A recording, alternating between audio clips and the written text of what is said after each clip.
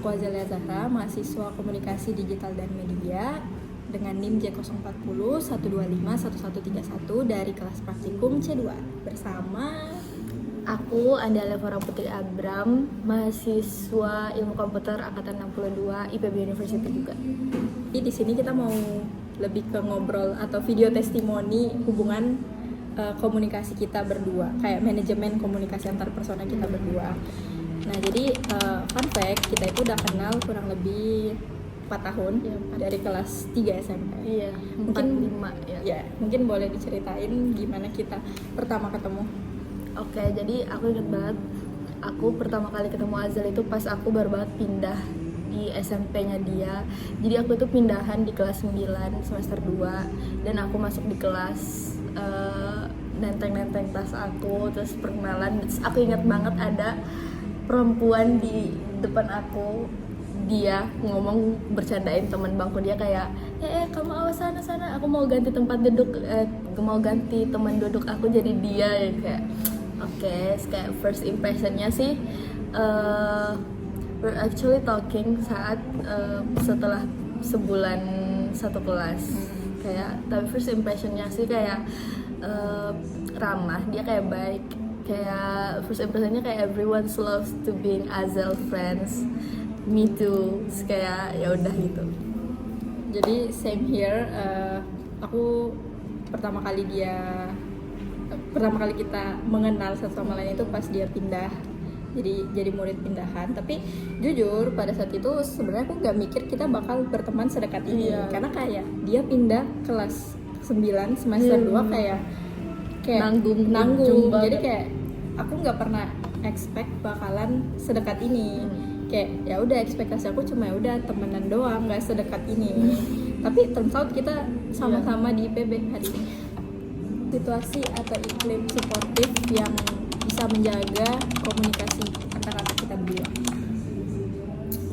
Mungkin yang pertama, hindari yang namanya salah paham. Kayak perbedaan pendapat itu boleh, tapi asal nggak jadi masalah, nggak jadi hal yang bisa membuat kita jadi konflik yang besar lah. Terus apa-apa itu harusnya diomongin baik-baik. Jadi kayak semuanya itu sebenarnya bisa selesai dengan komunikasi yang baik juga.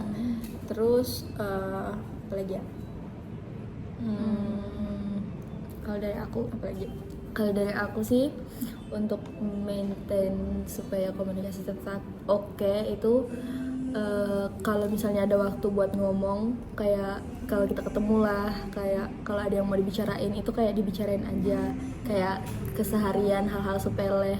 Menurut aku kayak kalau kita malahan bicara tentang hal-hal yang sepele itu malahan kayak bisa buat ikatan yang lebih erat dibanding kayak ngomong itu yang serius-serius terus. Itu kayak jadi kayak mending kalau ada yang mau dibicarain aja, sering-sering komunikasi, kayak hal-hal sepele, kayak hal-hal kocak mungkin yang hari ini atau kayak kemarin-kemarin dialami terus diceritain. Menurut aku itu kayak lumayan menjaga komunikasi jangka panjang dengan baik.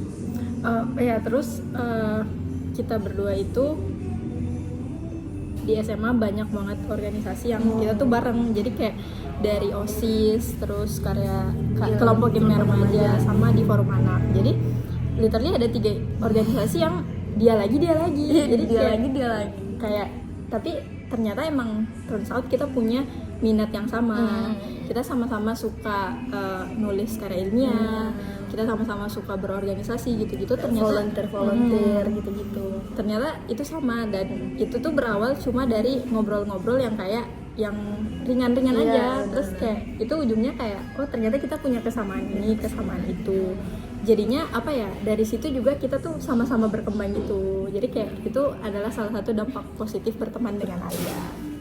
Aku juga kayak gitu, kayak karena berteman sama Azal, jujur aku jadi lebih produktif. Soalnya fun fact, Azal itu orangnya tapi dibandingkan diriku, dia orangnya produktif, maksudnya kayak disiplin. Kalau ada yang perlu dikerjain dia kerjain benar-benar beres gitu dia, tapi sampai bisa yang nggak diganggu sehari karena ada yang perlu dia kerjain. Terus kayak ya tadi turns out kita punya banyak kesamaan, jadi kayak di sekolah tuh waktu masa SMA kayak hampir semua lomba aku itu, apalagi KTI itu sama dia lagi kurang lagi. kurang hafiz. Jadi kita itu punya grup bertiga, Yes. aku, Alia, sama Hafiz. Kita bertiga tuh kayak benar-benar Ya bener, kayak di setiap lomba KTI itu kayak kita bertiga. Terus kayak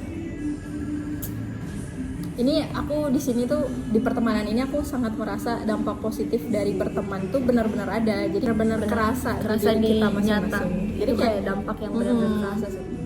Lomba pertama kita juga yang waktu kelas 10 ya? Iya bener, kelas 10 baru banget masuk SMA. Banyak deh semuanya yang bisa diambil hal-hal positif. Daya tarik atau sifat masing-masing yang disukain. Sifat kamu yang aku suka, sifat aku yang kamu suka. Kalau dari aku kayak I've talking this to everyone. Jadi Azel itu orangnya super duper normal. Terus kayak dia orang yang paling normal yang pernah aku temuin.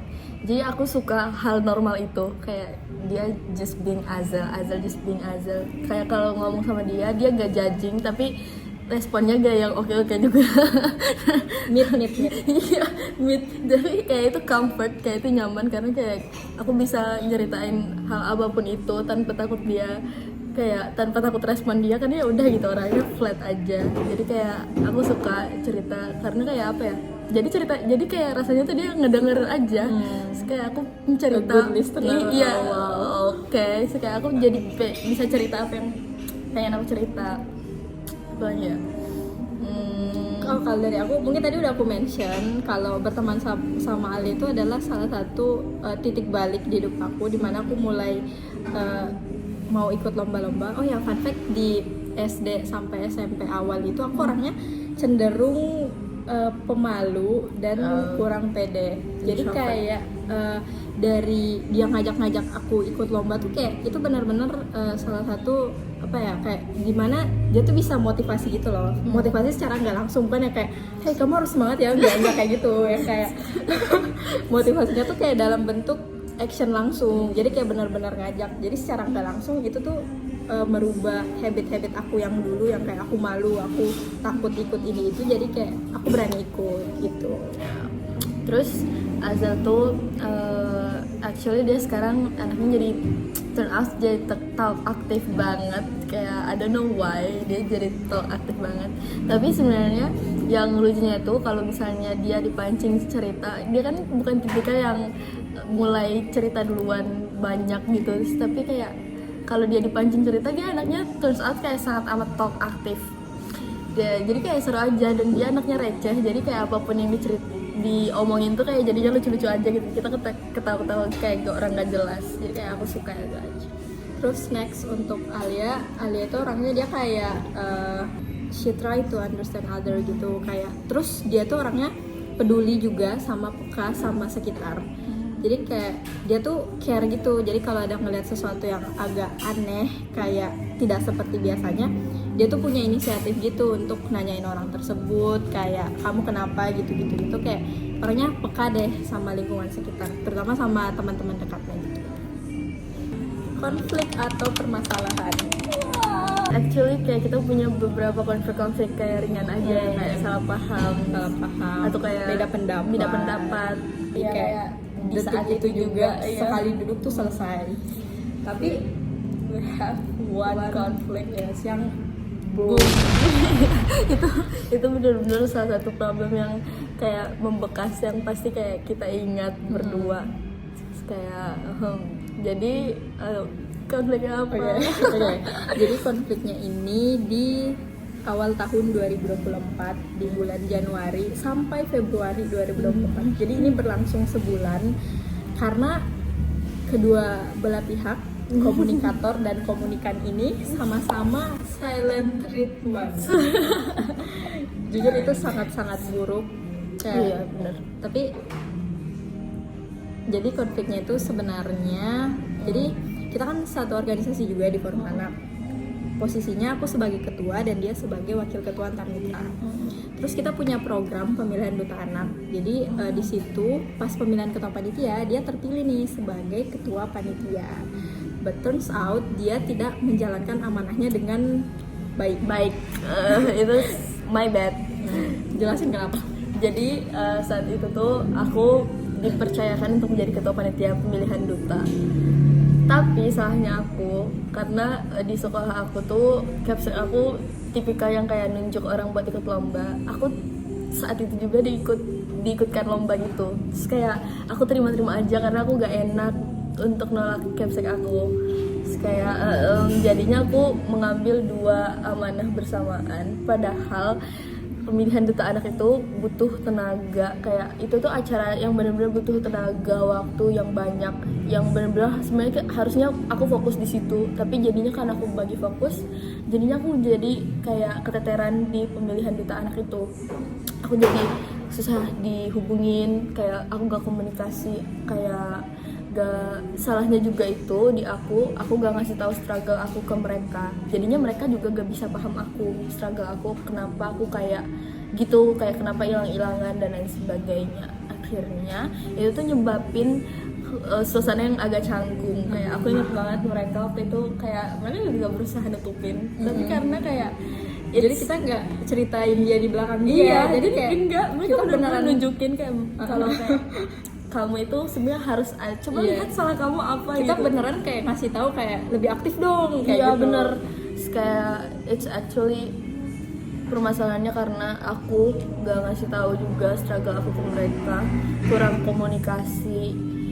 Akhirnya kita sama-sama gak paham, kita kayak, dan mereka pasti waktu itu kayak aku ceritain benar-benar pemilihan duta anak tuh hektik, butuh tenaga, mereka juga lagi capek. Ya akhirnya mereka pasti kayak ya gak nge-reach atau aku duluan. Mereka mungkin berharap juga aku hubungin mereka duluan, tapi kayak ya jadinya salah paham karena no komunikasi.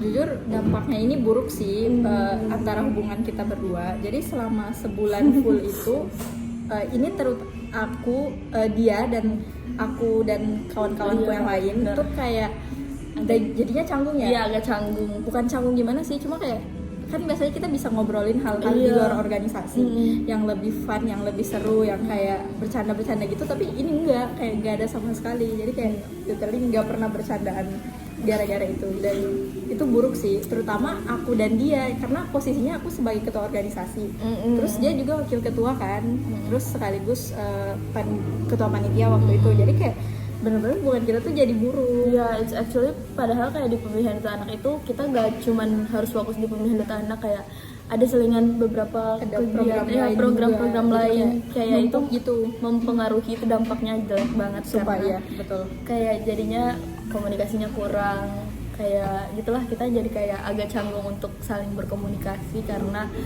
salah paham yang ada, kayak gak ada yang berusaha untuk fix it, gak ada yang berusaha untuk komunikasiin, jadinya bertahan aja gitu sebulan. Itu bertahan sebulan seperti itu, dan salahku juga, aku sebagai ketua juga kayaknya waktu itu tidak punya inisiatif untuk nge-reach out dan bertanya sebenarnya dia kenapa sehingga nggak aktif gitu. Tapi sebenarnya itu kayak normal aja nggak sih? Soalnya ada satu teori namanya teori psikobiologis, dimana kayak kalau kita capek, energi kita lagi drain, intinya yang menyangkut dengan fisik dan biologis itu bisa mempengaruhi efektivitas komunikasi kita. Jadi ya gitu sih ya. Tapi akhirnya selesai kok. Iya benar, akhirnya diselesaikan dengan baik. Terus kayak in one emotional moment, betul, kayak kita benar-benar ngeluapin semua apa yang struggle kita, apa yang kita permasalahin, terutama dari mereka, karena sebenarnya aku gak ada yang aku permasalahin sih, aku lebih ke aku struggle sama kegiatan yang lain juga kegiatan gitu. yang lain juga, jadinya aku kurang aktif dan salah aku nggak berkomunikasi ke mereka, dan mereka kayak jadi mempermasalahkan banyak hal gitu. Karena ya mereka nggak tahu struggle apa kayak gitu. Jadi kayak setelah kita tahu pun jadinya kita paham, kayak kita sama-sama paham. kita jadinya mikir kayak kenapa nggak dari dulu ya kita ngomong, biar kayak dia tuh kayak bisa dibantu backup gitu, apa kalau enggak kita cari ketua panitia lain Iya, yang benar. kiranya lebih bersedia Jadinya gitu, kayak atau bisa diganti lah intinya. ada solusi yang lebih enak gitu. Seharusnya ada alternatif lain, kalaupun memang kita bicarakan di awal apa enggak di pertengahan, biar kayak kita punya solusi. Tapi fun fact, kita menyelesaikan masalah ini itu tepat setelah kegiatan kita Selesai pas banget sorenya udah baru selesai, dan kita jelasin struggle kita masing-masing kayak biar lebih plong aja dan enggak ke bawah-bawah Iya, hari-hari berikutnya, karena kan bisa mempengaruhi mood dan kinerja kita ke depannya gitu. Amin banget, kayak kita ended up kayak hugging, berpelukan. Tapi itu dampak konfliknya, jadi aku jadi belajar kayak aku benar-benar jaga komunikasi aku. Kalau aku lagi capek dan aku lagi misalnya megang tanggung jawab, aku benar-benar omongin ke orang kayak sorry ya, aku misalnya lagi burn out, aku lagi overwhelmed, tolong kayak kasih tahu aku kalau misalnya kalian ada yang mempermasalahkan dan lain-lain. Kayak itu benar-benar kayak big learning. Jujur ya itu Ikhlas. pengalaman yang kayak itu pembelajaran berharga sih di hidup ini. Kan kita berdua juga anak rantau ya, jadi kayak aku sangat berusaha untuk menjaga komunikasi kita berdua. Jadi meskipun kita jarang ketemu semenjak di Bogor ini, tapi kita make sure tetap keep in touch, baik itu lewat medsos, lewat WA atau chat kayak tanya kabar gitu. Oke.